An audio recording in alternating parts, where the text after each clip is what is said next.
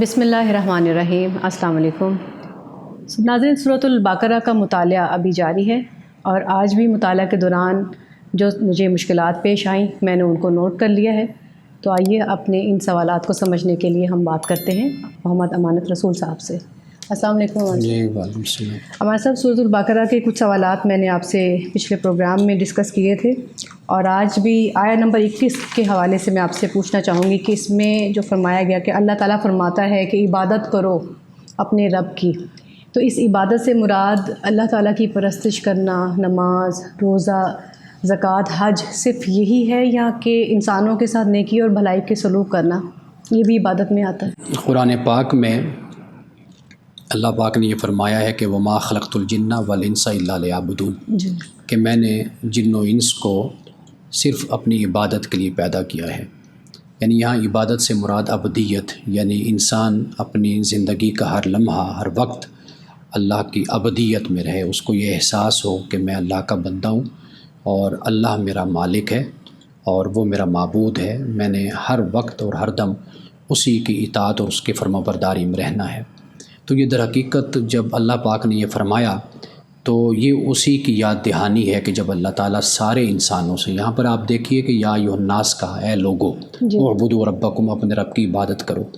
تو یہ در حقیقت جب اللہ یہ حکم فرماتا ہے کہ اپنے رب کی عبادت کرو تو یہ اسی بات ہی کو یاد کروایا جا رہا ہے کہ میں نے تمہیں جن اور انس کو میں نے عبادت کے لیے پیدا کیا ہے۔ یعنی عبادت یہ ہے کہ تم میری بندگی میں اور میری اطاعت میں اور میری فرما برداری میں رہو، یعنی تمہاری پوری زندگی وہ میرے حکم کے تابع ہونی چاہیے۔ وہ حکم جو میں نے تمہیں اپنے انبیاء، اپنے رسل کے ذریعے سے تمہیں دیا اور تمہیں ہدایت اور رہنمائی دی، اسی کے مطابق تمہاری زندگی گزرنی چاہیے۔ یہی در حقیقت عبدیت ہے، یہ عبودیت ہے، یہی عبادت ہے۔ تو جو بات میں نے آپ سے اس کے علاوہ پوچھی کہ انسانوں کے ساتھ جو نیکی کے سلوک ہے، جیسے آپ دیکھیں سیلاب ہمارے ملک میں آیا ہوا ہے، سیلاب زدگان کی مدد ہے، تو ان کی مدد بھی عبادت کے ہی اس میں ہم شمار کر سکتے ہیں۔ دیکھیے واضح بات ہے، جب میں نے یہ بیان کر دیا کہ ساری زندگی اور انسان کا ہر لمحہ اللہ کی عبادت میں ہو، اللہ کی بندگی میں ہو، اس کی عبودیت میں ہو، تو ہر وہ عمل جو اللہ کو پسند ہے، جس کا اللہ نے حکم دیا ہے، تو واضح بات ہے کہ وہ عبادت میں ہی شمار ہوتا ہے۔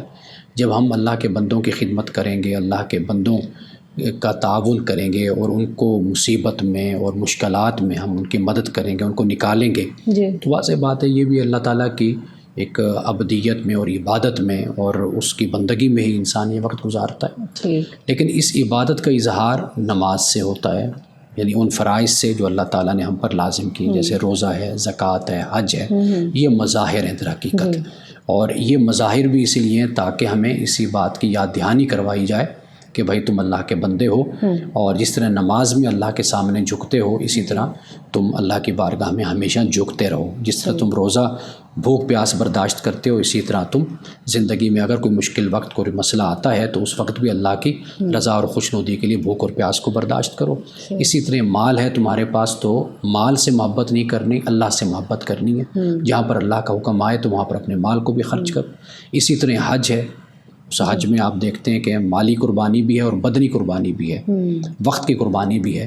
تو گویا کہ یہ ایک لحاظ سے تعلیم ہو جاتی ہے، اور یہ تمام عبادات جو نماز، روزہ، زکوٰۃ، حج ہیں، یہ در حقیقت مظاہر ہیں، اس کا اظہار ہے کہ ہم اللہ کے بندے ہیں اور ہمیں اپنی زندگی اللہ کی بندگی اور اس کی عبدیت میں ہمیں گزارنی چاہیے۔ اچھا، لیکن کچھ انسان ایسے بھی میں نے دیکھے ہیں کہ جو یہ بات کہتے ہیں کہ ہم مال سے جو ہے وہ مدد کر دیں گے، اللہ کو راضی کر دیں گے، خوش کر دیں گے۔ کیا آپ کی باتوں سے تو جو مجھے بات سمجھ آئی ہے کہ نماز، روزہ، زکوٰۃ یہ مظاہر ہیں، اور اسی میں یہ بات آ جاتی ہے کہ ہمیں یہ لیسن مل گیا کہ اب اللہ کی یہ بندوں کی بھی ہم نے مدد کرنی ہے۔ لیکن کچھ لوگ جو ہے وہ صرف مال سے مدد کر دینا کافی سمجھتے ہیں، ان لوگوں کے لیے کیا پیغام ہے؟ دیکھیے قرآن پاک کہتا ہے ایمان والو اسلام میں پورے داخل ہو جاؤ۔ جب ہم نے اللہ کو مانا، جب ہم رسول اللہ صلی اللہ علیہ وسلم یعنی محمد رسول اللہ کی رسالت اور نبوت پر ہم ایمان لائے، ہم آخرت پر ایمان رکھتے ہیں، جب ہم نے اسلام کے پورے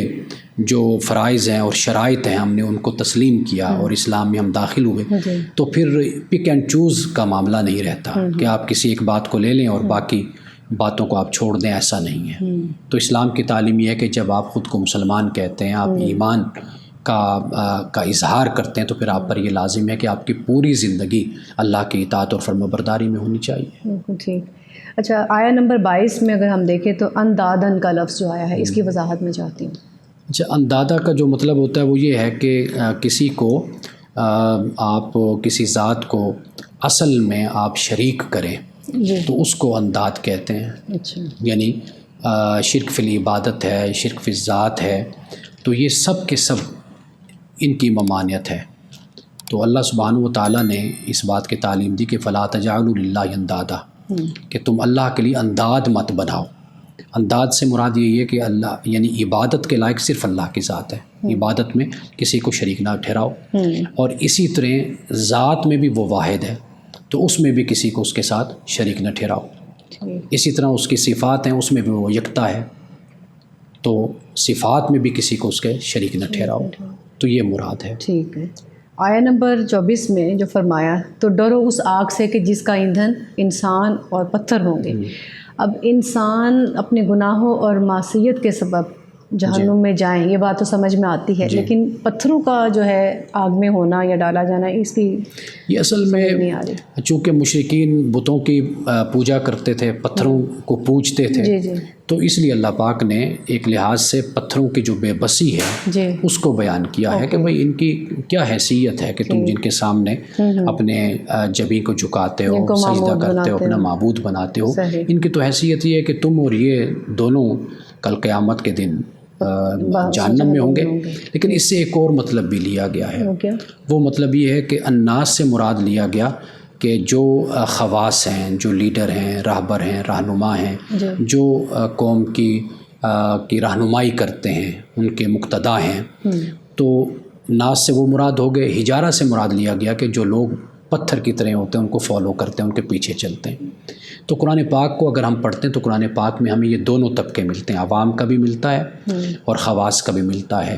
عوام خواص یعنی خواص سے میری مراد جو راہبر رہنما معاشرے میں ہیں، سماج میں ہیں، ٹاپ پوزیشن پہ ہوتے ہیں، ٹاپ پوزیشن پر جو لوگ ہوتے ہیں، لوگوں کی رہنمائی کرتے ہیں. تو قرآن پاک نے یہ بیان کیا ہے کہ جو عام لوگ ہوں گے، جو پیروی کرنے والے ہوں گے، وہ ان سے شکوہ کریں گے اور وہ جو ہیں وہ کہیں گے کہ بھئی ہم نے کوئی زبردستی تو تمہیں گمراہ نہیں کیا تھا نا، یا گمراہی پر لگایا تھا، یہ تم خود ہی نہیں چاہتے تھے کہ تم ایمان لاؤ. تو قرآن پاک نے اس بات کو بیان کیا. تو اس تنازع میں اگر ہم دیکھتے ہیں تو یہ بات سمجھ آتی ہے کہ ناس سے مراد وہ لوگ ہیں کہ جو رہنمائی کرنے والے ہیں، اور حجارہ سے مراد وہ ہیں جو آنکھیں بند کر کے اندھی تقلید کرتے ہوئے ان کے پیچھے چلتے رہے. تو لہٰذا اللہ نے کہا کہ یہ دونوں جہنم میں ڈالے جائیں گے. تو یہ یعنی کہ ان کے ایک ضرب کاری لگائی گئی ہے، ان انسانوں کو متوجہ کیا گیا ہے کہ جو ایک ہی لکیر کے فقیر جسے ہم کہتے ہیں کہ وہ بنے رہتے ہیں. جی ٹھیک ہے.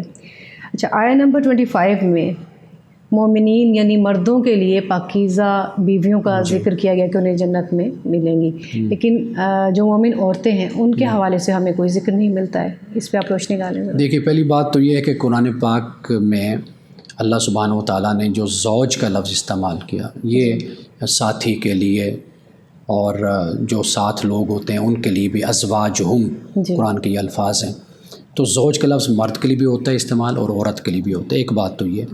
دوسری بات یہ ہے کہ یہ جو مذکر کا صیغہ ہے، یہ اس کو آپ یوں کہہ لیجئے کہ یہ دونوں طرف اس کا تعلق ہوتا ہے، یعنی مرد کے ساتھ بھی ہوتا ہے، عورت کے ساتھ بھی ہوتا ہے.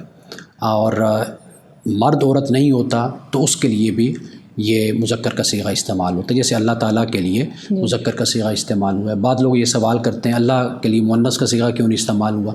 تو اصل عربی زبان کو سمجھنے کی ضرورت ہے کہ وہاں پر جو مذکر کا صیغہ ہے، جیسے آمنو ہے، یا اللہ تعالیٰ کے هو اللہ احد، ہوا کا استعمال ہوا، ہیا کا نہیں استعمال ہوا. تو عربی زبان میں جو مذکر ہے، یعنی اس کی ضمیر ہے، صیغہ ہے، اس کو ہمیشہ استعمال کیا جاتا ہے کہ جو مذکر اور مؤنث سے بلند بھی ہو تو اس کے لیے بھی استعمال ہوتا ہے. تو قرآن پاک میں جب مذکر کا صیغہ استعمال ہوا تو اس سے ہرگز صرف مرد مراد نہیں ہوتے، یعنی اس سے مراد عورتیں بھی ہو سکتی ہیں، دونوں مراد ہو سکتے ہیں. تو اس لیے قرآن پاک جب یہ بات بیان کرتا ہے تو اس سے یہ بات سمجھ آتی ہے کہ جو پاکیزہ ازواج کا ترجمہ اگر آپ کرنا چاہیں تو اس کا ترجمہ ہم سپوز کر سکتے ہیں یعنی مرد عورت کا سپوز ہوتا ہے، جی جی، عورت مرد کا سپوز اچھا ہوتی ہے. اچھا تو اصل میں ازواج کا ترجمہ یہ بنتا ہے اچھا کہ عورتیں ہیں تو ان کے لیے پاکیزہ مرد ہیں، شوہر ہیں، اور مرد ہیں تو ان کے لیے پاکیزہ بیویاں ہیں. ٹھیک ہے تو یہ مراد ہے. ٹھیک ہے. جیسے عورتوں کے حوالے سے آپ نے کہا نا، یہ تو ہمیں عربی گرامر اس کے الفاظ کو سمجھنے میں ہمیں پرابلم ہے، اس لیے، ورنہ یہ عورتوں کے لیے بھی یہ صیغہ استعمال ہو گیا. تو جو بھی آپ نے بات کہی، اس کا اس سے کوئی تعلق میں نے ہے؟ ایک دوسرا حوالہ اور دوسرا پہلو آپ کہہ لیجئے، ایک دوسرا اینگل میں نے آپ کے سامنے رکھا ہے. یعنی ایک تو یہ ہے کہ قرآن پاک میں اگر مذکر کا صیغہ استعمال ہوا تو وہ واحد مرد کے لیے نہیں ہوتا. جب قرآن کہتے یا ایھا الذین آمنوا، اے ایمان والو، تو کیا اس سے مراد یہ ہے کہ مومن عورتیں نکل گئی اس میں سے؟ واضح بات ہے وہ بھی موجود ہیں آمنو کے اندر. جی بالکل. تو اس لیے مرد عورت دونوں موجود ہوئے، اس لیے قرآن پاک میں ہوا کی ضمیر اگر استعمال ہوئی تو یہ نہیں ہے کہ واحد ہم یہ کہیں گے کہ اس سے مرد ہی مراد ہیں کہ وہ جنت میں جائیں گے یا مرد ایمان والے ہیں. تو اس سے مراد عورتیں بھی ہیں، وہ بھی شامل ہوں گی. بہت بہت شکریہ. سوالات ابھی اور بھی ہیں، لیکن آج کی نشست میں اتنے ہی سوالات کافی. انشاءاللہ اگلی نشست میں مزید سوالات آپ سے پوچھوں گی. ضرور انشاءاللہ. تو ناظرین، انشاءاللہ اگلے پروگرام میں کچھ مزید سوالات کے ساتھ سورۃ البقرہ کے حوالے سے ہی بات کریں گے. اب تک کے لیے اتنا ہی. السلام علیکم.